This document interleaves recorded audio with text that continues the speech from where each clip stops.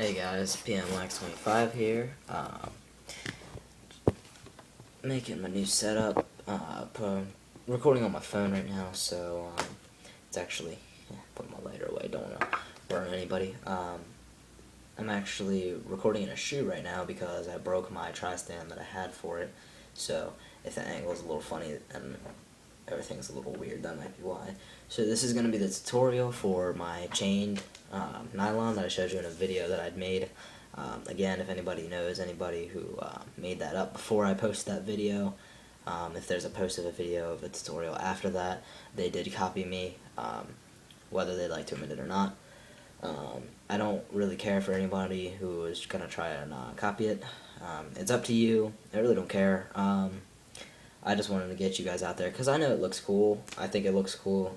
You guys seemed to like it the first time I made it, so I'm going to try and keep this video as short as possible, so I'm going to try not to ramble too much. So what you're going to need is a good length of sidewall or nylon, whichever you're going to use. I suggest when it's folded, like it's longer than my forearm, probably like a full arm's length when it's folded.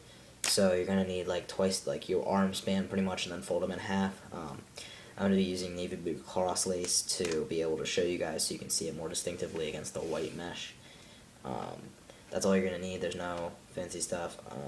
If you burn your tips of the string before you string it, you're not even going to need a lighter or scissors. So I'd suggest prepping before. Make sure you have your length the right way. Make sure the stick is strung the right way, because this is going to affect the way it throws a little bit, depending on how tight you put it. Like I said in the last one, I'll go over the theory of it now. The theory of the chained is it's like a nylon, straight across, just because the bottom of the chain is going to buckle a little bit, like a chain buckle. So I'll get the black one right here.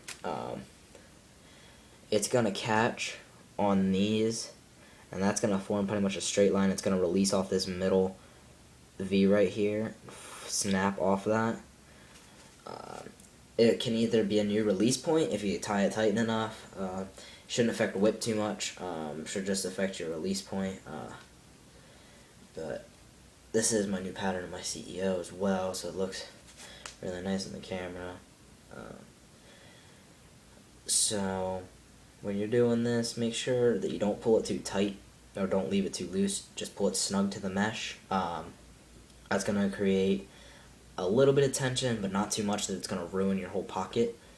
You definitely want to keep it loose enough so that you can string it, you can move these around, and you'll understand why later on in the tutorial. But you can tighten this at any point. You just take the end of it and tighten it, and just move your fingers around it, just like a shooter. That's pretty much all you're going to need to do. So without further ado, let's go ahead and get into it. Like I said, you're going to need a length of your cross lace or sidewall or nylon, whatever you want to use really.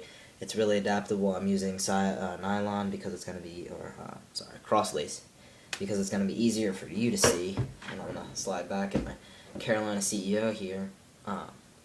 So what you're going to do first is you're going to find your diamond that you want to put it in. I'm going to put it in this row of diamonds here, one above the shooter, just because it's temporary and I don't really need it. Oh man, I keep dropping the cross lace, sorry about that. You're going to thread it through that first diamond, or the sidewall hole or whatever. I'd suggest not doing this without a sidewall hole. It's going to be very difficult for you. And then you just take this and make sure that the lengths are even. Make sure this is long enough. Don't try and shortchange yourself. It'll end badly for you, because the string is going to get a little uneven when you're done. So when you do this, you want to make sure that this bottom, the one that goes around the head when you put it in the sidewall, like this, I'll pull them apart right here. This top one is the one that is wrapping around the head. You want to make sure that's your top, and the other one is your bottom. You want to make sure that they don't cross, and just like you're weaving a shooter, you're going to put it down in one, and then pull it. Make sure they don't cross, like right there. It crossed. You don't want it to do that. That'll end up messing with the design and the whole fundamentals of the pocket, or the whole purpose of doing this.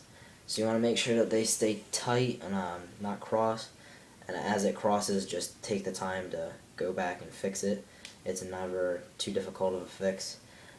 If you want to avoid it rolling on itself, what I suggest is going through one and keeping your fingers crossed with the lace in your finger, and then just go through and keep your fingers together so that they don't have a chance to separate. That's going to create a nice even like that. It'll give it a nice even roll. You're just going to go all the way across, whatever row you want to do it in. Just make sure that you're pulling these even. So you're going to do that all the way across. This is going to be the start. It's kind of like the start of braided nylon, I think it's called. You just go ahead and weave it through the same way, and then once you get here, you're going to weave it up, weave it down one more time, make your final couple weaves. Definitely be patient with this. It does take a little bit more focus, a little bit more patience to do. I understand that. And me being the most impatient person in the world, it wasn't easy for me to string the first time, so just be patient. So now when you get to here, you're going to take the lower string that's coming on this mesh, you're going to take it and go around this diamond right here and just pull it through. And this top lace you're going to take and put through the sidewall. That's symmetrical to the one that you put in before. And of course this isn't going to, oh, no, it's going to fit. Okay. And just get that through and just pull it tight. So what you're going to end up with is something that looks like that. One end's going to be in and one's going to be behind. Now you're going to take that top one and wrap it around, and it's still going to stay the top. So that's the easiest way to do this. It'll wrap around and it'll be the same as before. This stays the top string.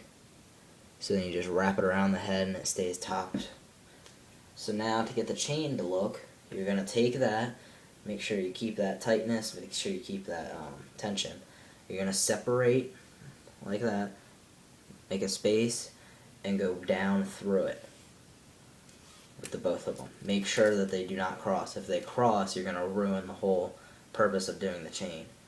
So then you keep them straight, open it up, and weave up. Make sure you're going back and forth each time. Don't go up and down, or make sure you don't skip a diamond like I just did. Make sure that you're keeping them rolled the right way, because it's hard. They can get flipped around really easily. So then you go in the next diamond. Don't skip any diamonds. You go up and down until you're done at the other side of the head. I'm going to do this about 2 more times and then show you, because it's going to start taking the shape of what it's really supposed to be like. Go in one more. And see, mine just crossed, so you got to go back and just fix it. It's never really too hard to fix. But as you can see, right there, you've got that chained look. And then you just keep doing that. I'll complete it and I'll show you again. So you just keep going, up and down. Make sure you do the opposite of what you did the first diamond. And make sure not to skip a diamond. That can be the most aggravating thing. I've done it before. You end up skipping a single diamond and it messes your whole pattern up. And then you gotta redo it from that other side. It's not enjoyable. So then once you get this down, you're pretty much done.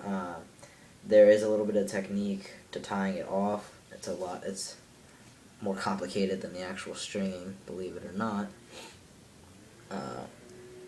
Sorry if I sound a little weird. I think I might be getting a cold. There's a girl in my class who I sit next to, and she got sick, so I think I might have gotten what she got. Let's hope not, because I have a tournament in Brandywine coming up that I really don't want to miss.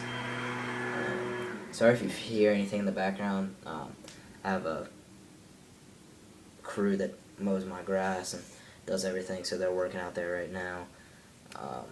No, I'm not rich. It's part of a homeowners association, so it's just part of our monthly fee or yearly fee that we have to pay.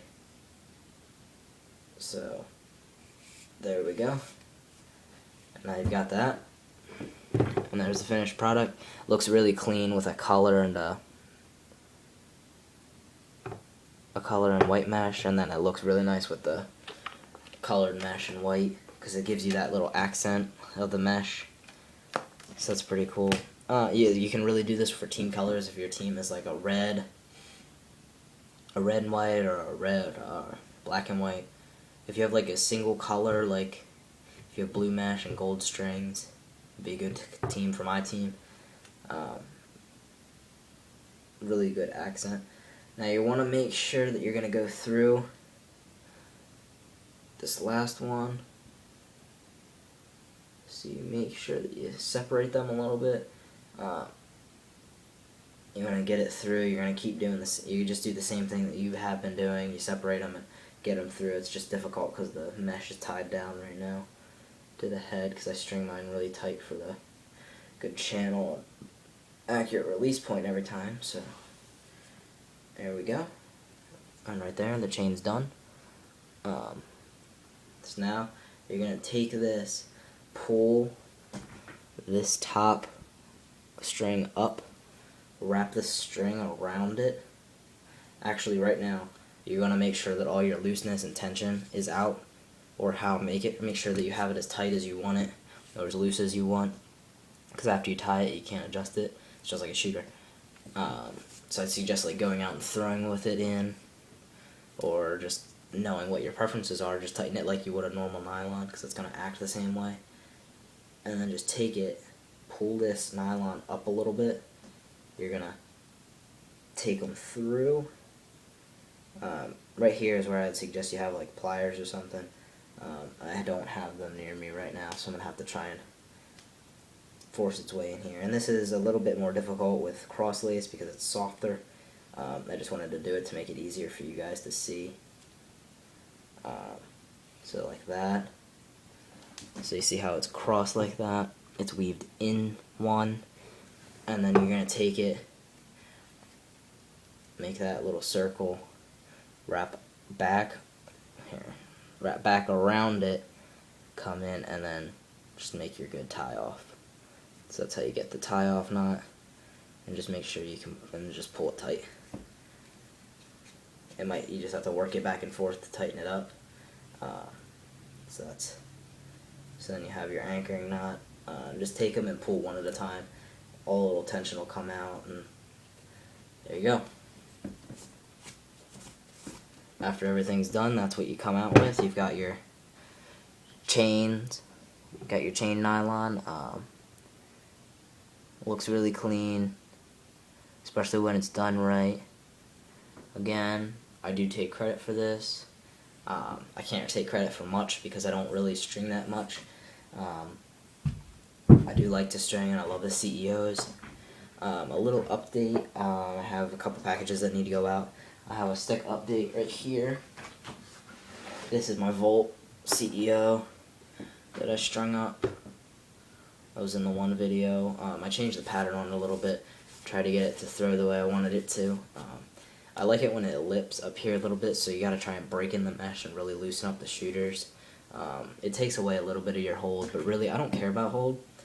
I hate people that say that they need hold to play. That's pretty much saying that the stick makes you. And now this video is getting pretty long, so I'm going to try and cut it short right now. But this is on a Haywire High Flex, black and Volt, so it looks really clean together. I got this in a trade for a Revo 2.0, or a Revo 2.0. So that'll go out soon. Lax 16 Bro, go check out his channel. I think he has a trade video up right now. That's how I found out about the Haywire. So if you watch this, your package is going out probably Friday, tomorrow, or as soon as I can get it out. And that's about it, guys. This video hopefully can get posted. It's coming up on the 450 mark right now, 1450 mark right now. So this has been my chain tutorial. Thanks for watching. Rate,